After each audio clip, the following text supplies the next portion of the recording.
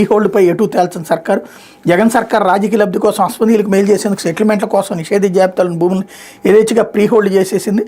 YCP సర్కార్ పోయింది, కూటమి సర్కార్ వచ్చింది. జగన్ సర్కార్ చేసిన తప్పు సరిదిద్దే పేరు చిన్న చితక రైతులను ఇబ్బంది పెడుతోంది.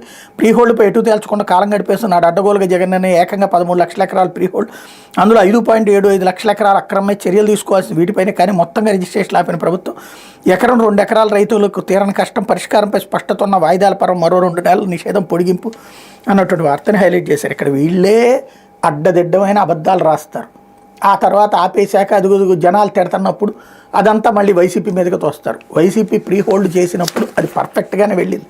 దాంట్లో లోపాలు ఉంటాయి, ప్రతి పథకంలోనూ లోపం ఉంటుంది. లోపాన్ని బేస్ చేసుకుని పథకాన్ని ఆపేయకూడదు. అవినీతి లేనటువంటి వ్యవస్థ ఏది ఉండదు. అవినీతి అన్నటువంటి పేరుతో సక్రమంగా నడిచే వ్యవస్థల్ని ఆపకూడదు.